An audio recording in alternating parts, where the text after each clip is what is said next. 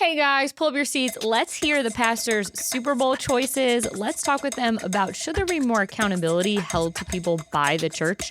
What does spiritual freeloading look like too? Let's roll.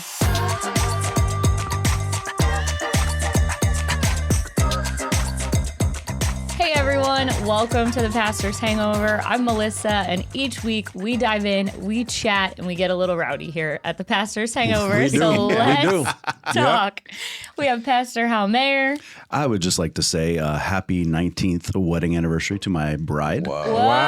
So, yes, we are. Very cool, man. We're 19 celebrating years. 19 years. Wow. That's Yes, awesome, man. we're in our freshman year of college, so Yeah. it's good. Wow. As a marriage.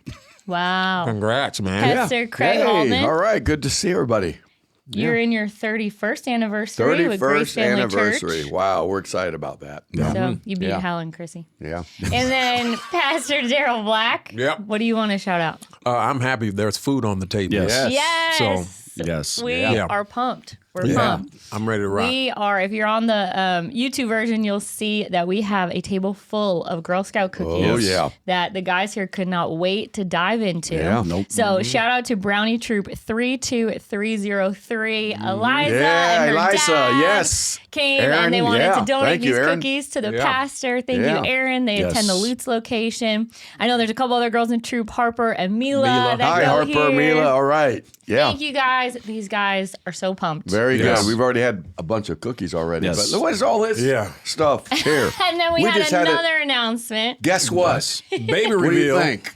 Baby reveal. Mm-hmm. It's We a ha- boy. It's a boy. Woo! Maybe Hal's sticker, he was right. Yeah, It's a man, I was bouncing too. I baby said a boy. Yes. Yeah, I did. Yeah. Yeah. Yeah. Well, let's So peel we the still stickers do off. name suggestions on Yeah. the broadcast? Oh yeah, now that it's a Yeah. boy, we Okay. know. Now Bring that we the know, names. let's bring in the names. Yeah. Put I your got names it. in the chat. Rocky's at the top so far.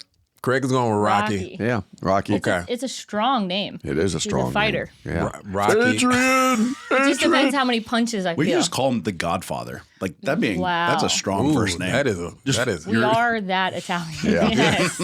Yes, that is true. That is Excited true. for you, girl. So it's an exciting Yeah. day. We Yeah. have a sugar high going on. So Yeah. we are going to keep eating. And what's your favorite cookie before we dive in? What's your favorite Girl Scout cookie? Samoa's. The chocolate covered peanut butter ones are good. The tag-alongs These Craig likes. new ones, what are they called? some dang kind of The brownie s'mores situation. ones. Yeah, like Ooh, I those don't were like good s'mores. too. Marshmallows. But it's not marshmallow, it's caramel. Whatever. You said s'mores. Yeah. Immediately How'd went you go no. All from right, so s'mores to tag-alongs goodness? are Craig's favorite. Samoas, Samoas, we know Hal yes. likes the coconut. Thin mints are Thin my mints. favorite. I'm a tag-alongs girl, so thank you, Aaron. We really appreciate it. It's a ton of fun. Yeah. And we're going to dive in and chat today, but I do want to talk for a second about your 31st Yeah. anniversary Man. of Grace Family Church. 31 years ago, we started Grace in a little jazzercise building with 75 people. Never thought it would be what it is today. God gets all the glory. We're so excited. In fact, I would encourage you to go to the YouTube channel and Easter 2024, kind of it was an outreach to Tampa Bay, but also our anniversary. Just cool to see what God has done Yeah. in those 30 years from 75 people, we had 30,000 people at the stadium. Yeah. 2,000 commit their lives to Christ. So, man, there's a lot to celebrate, but we all know it's God, right? Yeah. It's been great. Yeah. It's been You great. got to go back and watch it because Craig has an afro and a mustache Yeah, like Tom back in the Oh early my days. gosh. Hey, So we've been talking about it. I think you should bring back the mustache. bring back the stash. I think so. I do I like think the so. stash. My wife's not sure about that. Oh, come on, Debbie. Yeah. Yeah. I'm with Debbie. Yeah. But well, you it's know, coming. the stash thing is about that coming afro back. was I'm 5'9", but I was 6'1" with that afro. Bro, Yeah. listen, height. You know what I'm saying? However you can get it. There you Afro go. and platforms. That's it. Oh, no. Great no. time, man. It's been a great And journey. how many people were at the very first service? I you think guys 75. 75. Yeah, 75 people. 75 Yeah, something like that. It was did? cool. Wow. Go God. Yeah, man. Right, God's that is the so bigness good. of God. So good. Good That stuff. is awesome. It's awesome.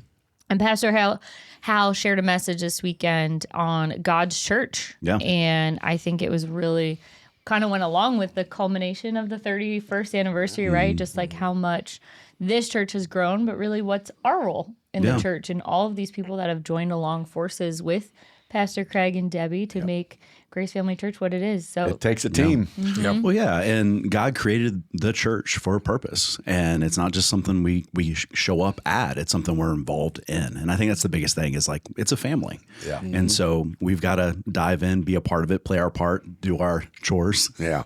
You know, I Well, love be a what you part of said it, about yeah. that, by the way. That's such a great analogy because all of us, our kids are little, they're consumers. You feed them, you bathe them, you know, all that. But when they grow, you expect them to start contributing from consumer to contributor. And you really challenge people this weekend to really engage, you know, be involved, be a contributor, you know, be someone who finds their passion to serve. It was a great analogy. Well, and it's not just to do it. God promises more when we do it. Yeah. Like he does. Like it's when you are a part of his family, there is something far greater than what you're putting into it. Yeah. So, yeah. yeah, it was powerful for sure. Remember you giving a message, a battleship versus a cruise ship. Yes. Yep. Right? That's right, are you a consumer like when you show up on a cruise ship, or are you in the fight, or you know, arm in arm with the guys on the battleship? So that was always a powerful imagery for me. So the questions that you guys submitted, thank you. Each week we're going to chat through what are the next level questions. What are the things that you all want to know? I think we just alluded to it, but one of the questions was, is attending a church without serving just freeloading? Is it like an adult still mooching off of their parents? That's funny. So, well, I'd say when people first start finding out whether or not this is their church, then no. I mean, we don't kicking the expect tires. kicking the tires, figuring it out. But once you decide like this is your place, Your family, we do. And I heard people say, well, what about, you know, different seasons of life? And there's some different seasons and stuff like that. But I will say this, some seasons are just busy and crazy because they are, and some are because we made them that way. And so part of it is, we believe that what the church has to offer and what you have the ability to serve in is that important. And there's so many ways that you can serve on the weekend too. And so, we need you. And two, if you're going to be a part of the church, we would want you to serve. Absolutely. Can I say something on that? It's funny how people walk in because we try to do things really well at Grace Family Church, and people walk in, they think they've got it all. They got it all together. They don't need me. It seems like things are going smoothly. And that's so far from the truth. We need a deeper bench. We need people who are serving all the time because most people are on a month and off a month when they serve within the church. But you are needed, and you have certain passions and giftings we want to match with the vision of Grace Family Church. And you really do become more blessed when you connect through serving opportunities, because then it becomes your church. Not it's now my church because I'm invested into it. Yeah, everybody has an opportunity. Ephesians 4, everybody has an opportunity to build up the body of Christ. And so you've got to play your part. And while we're not all doing the same, everybody's not teaching, everybody's not part of the connection team or whatever that is, but everyone is valuable and important in the body of Christ. So you just got to find the part that you play. And I thank God that we have a church that we celebrate diversity and we celebrate whatever it is you do well. That's right. Like we want to invite you, man, if you're good at greeting people, man, we want you to be a part of it. If you're good around children, we want you to be a part. If you're not good around children, we don't want you to be around children. We've got some place for you to be where there are no children are involved. So there's some place for everybody. So you can't come here and go, man, they don't have a place for me. Man, we've got a place for you. And most churches do. And if they don't have it, maybe God is calling on you to create whatever that place is so that you can begin to serve in that area. You know, one of the benefits we've seen over the years when the people choose, and it's a hard step to take, I'm going to find my place to serve. And sometimes the first place you start isn't where you end up. You kind of experiment. But when you join in to a place of serving, you find community. You begin to belong through getting to know other people that are serving. So if you're kind of going, man, I just haven't connected at Grace, maybe you need to kind of take that step in one of these areas, you know? And if it's not the right area, we'll help you navigate to that area that works for you. I mean, I still love the story of Tony Dungy was looking for a place to serve, and he started in the parking lot. Yeah, that wasn't a good start. Which wasn't a good thing because everybody was stopping and getting autographs. And all that. back traffic jams. Traffic jams, Think about that. No, think about that for a minute. A guy like Tony Dungy, Hall of Fame coach, who has a pretty big platform, but it wasn't beneath him to take that servant's towel and go, you know what, this is my church. I want to serve in what an attitude. Sometimes we think, well, you know, I'm too important. And no, we all need to find our place. Absolutely. So one of the questions we got was, why do I need to find a group or community or serve inside the church? Yeah. Why can't I just do all of that in my normal life with my friends that I've always grown up with or friends that I've always had? Why do I need to do that within the body of the church?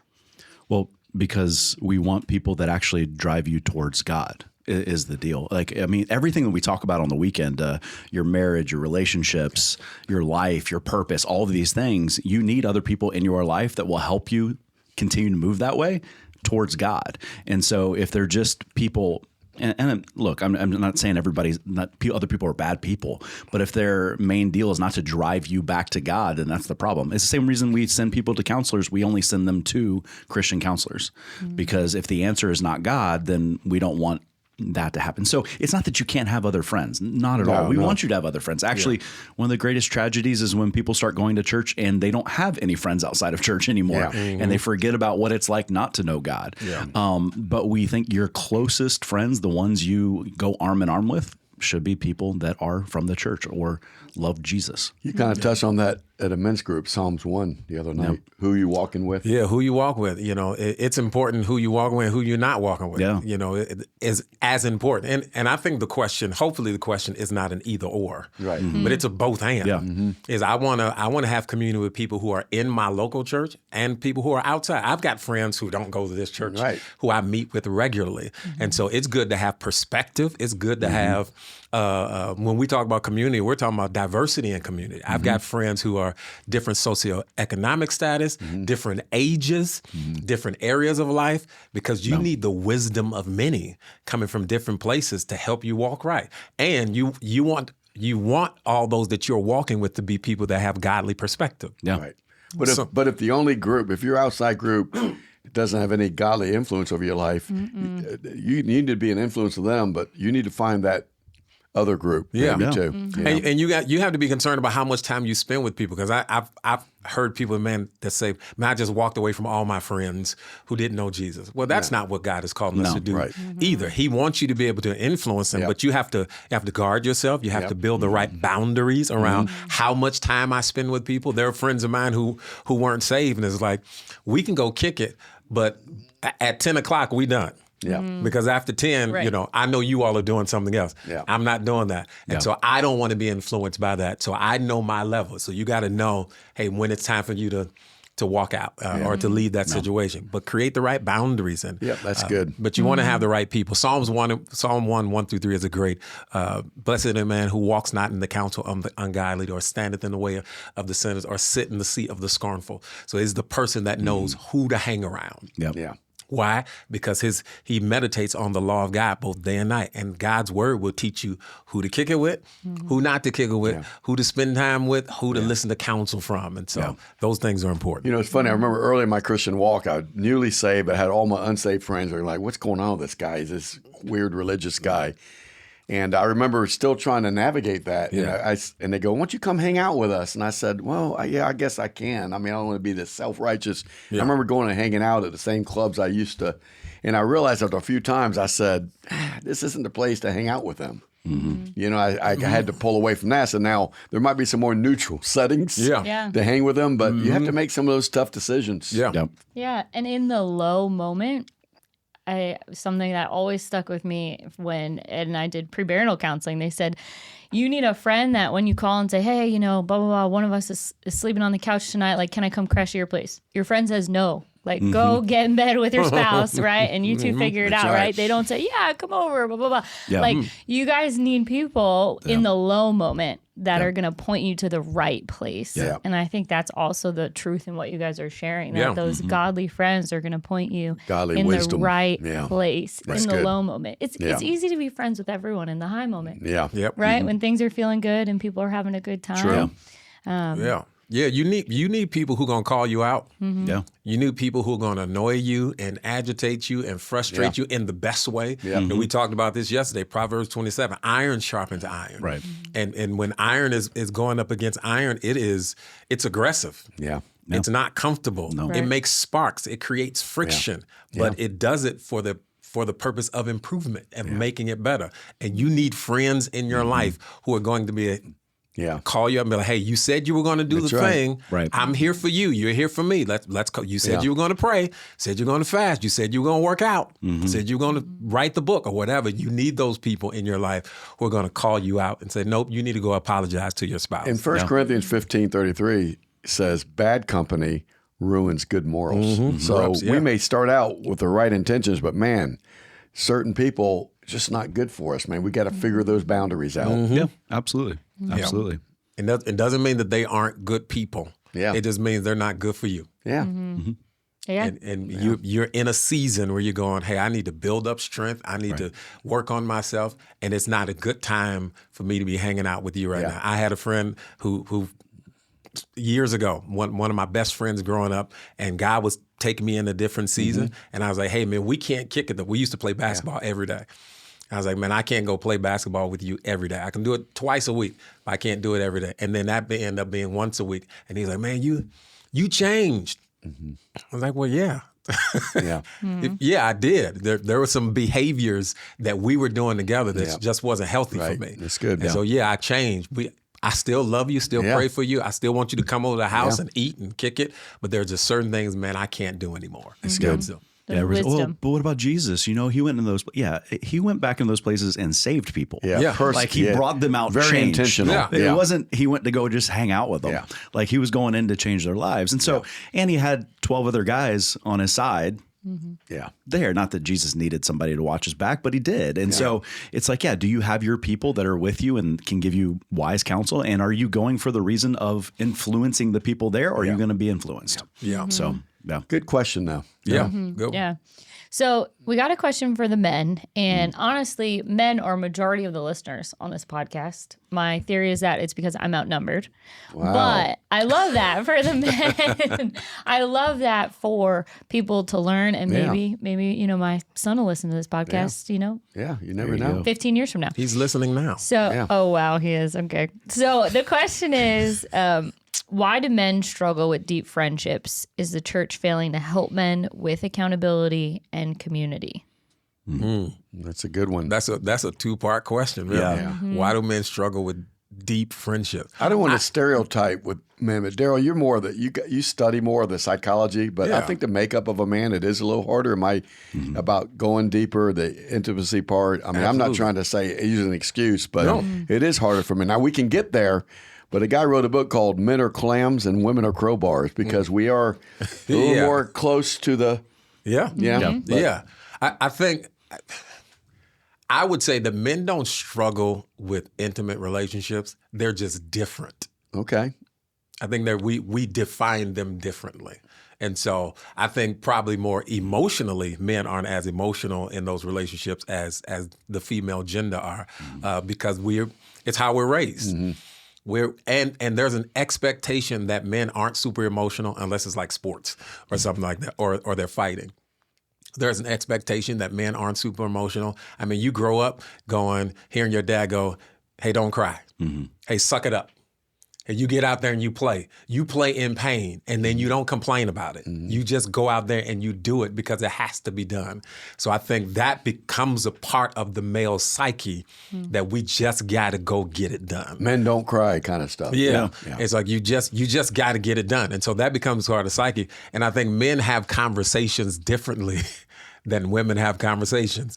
Like something as simple as my wife was asking me a question about this guy, and I heard a comedian talk about it. Hey, so and so are breaking up. Man, why are they breaking up? I don't know. Well, that's your best friend. You didn't ask him? Well, yeah, he didn't tell me. True. And men we just take it at face value. We just go, if he wanted to tell me more. No detail. I would have known more. And man, that's my best friend. And men are good with that. Like we're good with that level of information.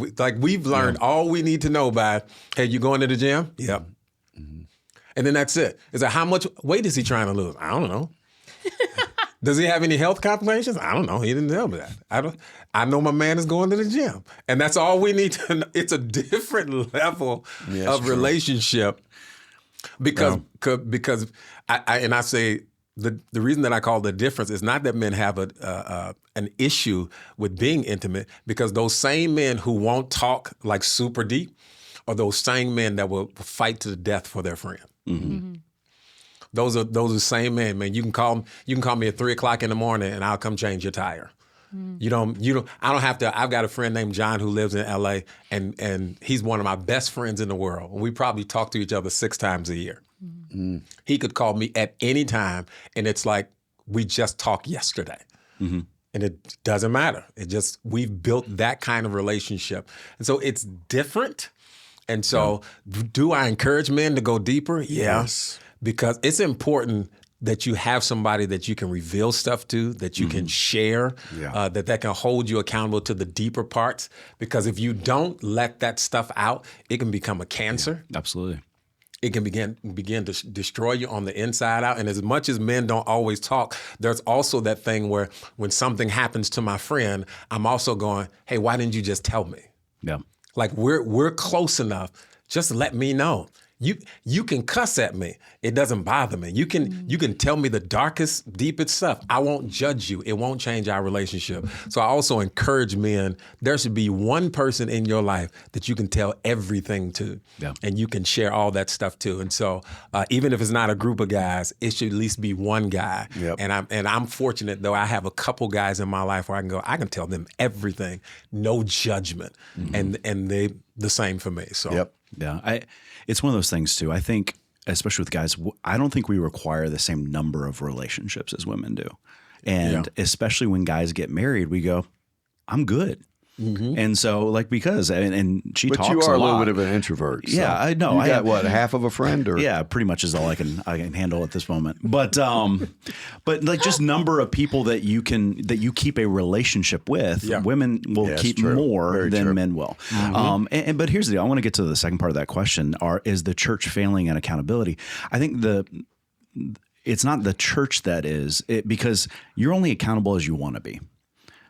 And so we regularly talk about accountability. We regularly dig into accountability. It's talked about all the time. But if someone doesn't want to be accountable, can't do anything. Then you can't do anything about it. And here's the deal: it happens on the other side just as much as too, because women have the ability to say a whole bunch of stuff, but not actually reveal anything that's actually happening in their life. Open up about certain things, but not about other things. I mean, I've heard my wife say, "Well, nobody knew about these things." So it's not like accountability is not easy, nor is it fun. And so I would say the problem is many people just don't want to be accountable. And so, or they don't see the full benefit of it, or they don't really understand the fact that it is possible to be forgiven and people can look at you and go, no, and so they've got to get past the lies of the enemy in order to do that. So I wouldn't put that on the church as much as I would just put that on society as a whole.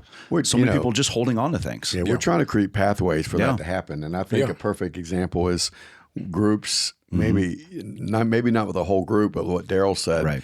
But man, there's one guy in that group I feel like I can connect with. Yeah. Where you find that one guy, you have your group for certain levels of intimacy, but then you have this one or two guys for those deeper levels, and you'll never find it until you put yourself in that situation. I know for me, I love Proverbs. It says there is victory in the multitude of counselors. Yeah. And I have different types of men for different parts of my life. Yeah. That give me wisdom and experience, and some are not even spiritual, financial world. I have men in the ministry world. And so, it takes a while, but man, to try to do this thing alone, I hurt for a man. I think Ecclesiastes says, pity is a man who falls down and has no one to help him up. Yeah. Got to be the saddest verse in the Bible. Yeah. But so take a step, try to take a step. Absolutely. Absolutely. I think that's so powerful. Last question, because we got to wrap here a little bit, but what is one piece of advice that you have for men if they were going to take one thing in their life more seriously? One thing, one piece? Wow. It's like the City Slickers. Curly? Yeah. Was it Curly? Wow. I don't know what Remember that? You never saw that movie? No, Craig, it's an old movie. It is an old movie. She wasn't born yet. Man, I remember City Slickers, and that was at a young age. Wow. Wasn't that a good one? Man, that was... Thing. Anyway. Yeah. What's one thing? I don't know. That's a hard one. One thing. Say it again. Read it one more time. I got to catch it. What is one thing or one piece of advice what is one piece of advice you would give to men if they were to take one thing in their life more seriously? Ooh. I know. I've got one thing. If someone asked me a similar question, if you can go back and tell your younger self one thing, what would it be? What would it be? I would tell to pray more and believe what you prayed. That's what believe, because when you believe it, you walk differently. You act differently. When we say amen at the end of the prayer, we're saying, I believe that thing. And when you believe it, you respond differently. And so you got to walk like, man, I believe that's coming to pass. I believe God has healed my body. I believe he's putting the right people in my life. I'm believing that. And so that's good. Yeah. Mine would be, God, how do I word this? Take God seriously and don't take yourself so seriously. You know, I think, let me put it this way. No, I would say take God seriously, and I would listen more, stay humble. Yeah. Don't let pride and arrogance get in the way. You get successful at something, and that's the first downfall to success is pride. So how do I stay humble, Yeah. So. Yeah, I'm trying to figure out, you just want to give the answer of get closer to God, but like, what is it that's going to drive you to that point? I really do want to think one of the best things we can do is find a good church and dive into it. I think even as husbands and fathers, one of the best things you can do is make church a priority. Like if you're trying to lead your family through that, like you need to make sure that your wife has community at the church. You need to make sure your kids have community at the church. And so as a dad, as a man, whatever it may be, if you can just find a good church that loves Jesus, of course, we think that's Grace Family Church, but dive in and get fully involved. It'll change your life because you will naturally then have everything around you that encourages you and helps you to hopefully do those things. Good. So that'd be the thing there. Good stuff. Thank you guys for sharing your wisdom.